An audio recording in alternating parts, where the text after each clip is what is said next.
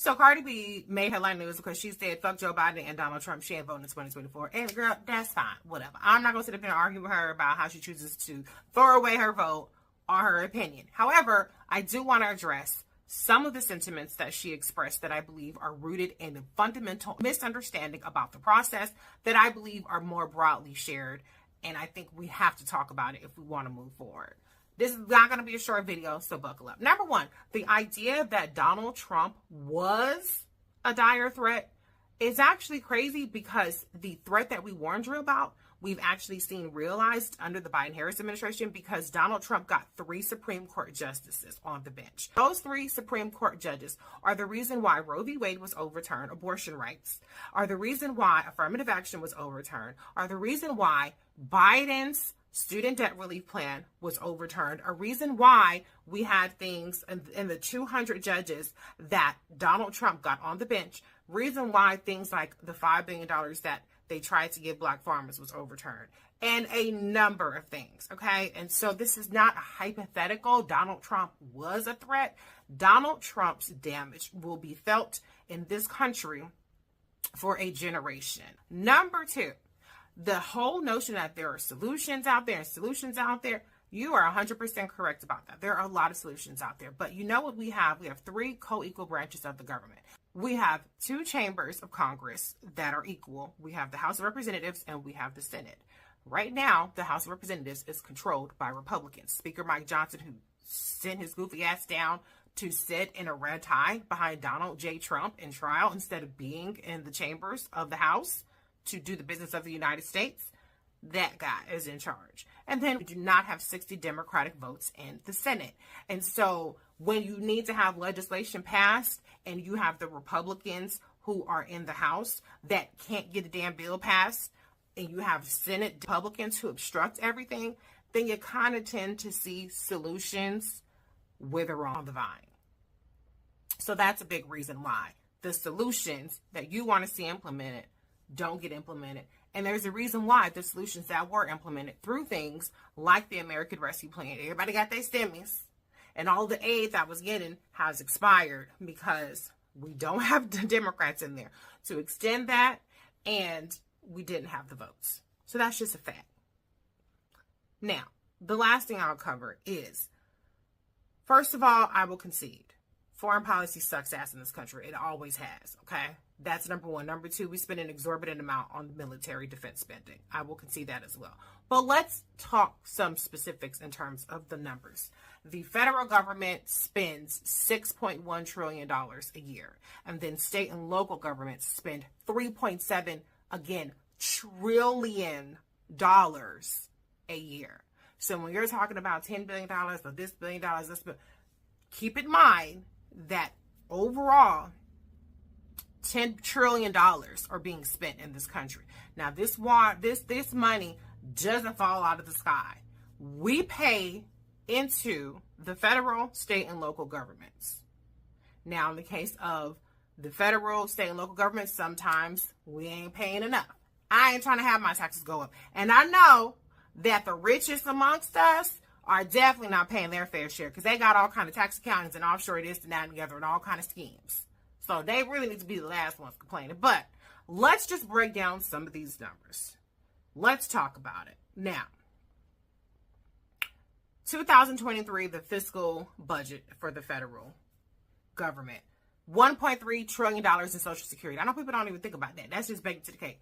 $1.3 trillion. Now, this is mandatory spending for Social Security, $839 billion for Medicare, $616 billion for Medicaid, income security programs, $444 billion. That's things like the Earned Income Tax Credit, things like SNAP, TANF, housing assistance, all of those things. $444 billion. And then there's another category of $502 billion. Then we have our discretionary spending, which is $1.7 trillion. Of that, $805 billion is for defense spending. I would agree with anybody who says that's a lot. But it has always been a lot. It has always been more. And to be fair, the Congress has given more than even what the president has requested each year that President Biden has been in office. But We don't want to have that conversation. Then we have our non-defense budget, which is $917 billion. Then we have this thing called interest that we pay because we ain't putting in enough tax money for compared to what we're getting back. And so there's money that's associated with it, unless you want to pay higher taxes. I don't. $659 billion is what we spend on that. All right. Now, I said earlier, $3.7 trillion is spent at the state and local level. I would also point out that of that $6.1 trillion that the federal government spends, over $1 trillion goes to the states. All right. State and local governments spend $3.7 trillion. Okay. The states spend $1.8 trillion directly, and then our local cities, townships, counties, school districts, etc., spend $1.9 trillion. Okay. And so what are the things that we're spending money on at the state and local level? Public welfare, elementary and secondary education, health and hospitals, higher education, highways and roads, police, corrections, housing and community development, and the courts.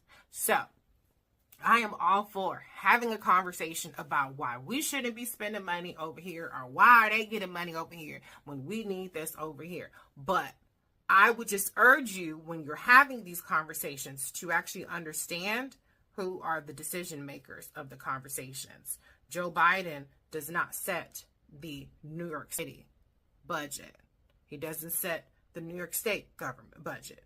He barely sets the United States budget because Congress is where appropriations have to be initiated. Congress has to approve the president's budget. Congress can have their own ideas about what the budget number should be, and there's going to be a deviation from what the president submits and what Congress approves. So when you want to have a conversation about what we need here, here, and here, talk to the right people. You might want to talk to your mayor. You might want to talk to your governor. You might want to talk to your county executive. You might want to talk to your congressional person. You might want to talk to your senator. And you might want to talk to your president. But if you were only looking at the president, when there's a whole last $3.7 trillion, mind you, I told you the math. $6.1 trillion at the federal, $3.7 trillion at the state and local levels. So there's a whole lot of money that we're talking about. And you talking about President Biden. I'm just saying, be mad at the right people, have the conversations with the right people. And then if you have different priorities, let's get specific on it. I know what my priorities would be. I think we should be spending more money to make housing affordable, to be spending more money on education. We should be spending more money on making healthcare affordable, really damn near free. Hello. We should be spending money on cutting poverty. We should be spending money on public safety. That's not just putting more cops in the streets. I can name very specific things we should be spending money on. What about you? And then where in this pie chart of money that we're already spending, of this $10 trillion that's being spent in this country, where in this pie chart do you want to cut? If you want to plus it up, where's the money coming from for that? I'm all for saying, all right, we're going to cut money from here or there. But let's just be specific. And then tell me how that money is going to go into this other bucket in the pie chart. Or are we going to just cut costs altogether? Because that's typically what the Republicans want to do. They want to sit up there and they want to cut taxes for the wealthy. And then they say, oh shit, we got a deficit. What do? Then let's cut off all this other shit. Let's cut off the income safety or public programs. Let's cut off education. Let's cut off Medicare, Medicaid, and Social Security. You guys have missed all the times they try to privatize those things. Yeah. So let's have these conversations. And if you don't vote, then you don't need to have a conversation, because your opinion literally does not matter. The only opinions that matter are the people that vote, the people that are engaged. If you're voting, great. That's a great step. If you're going to your town hall meetings, your city council meetings, your county government meetings, if you're engaged with your federal, state, local officials, then you get an A+, gold star for you, because you are going to be who helps set the priorities for what matters and how those things get implemented.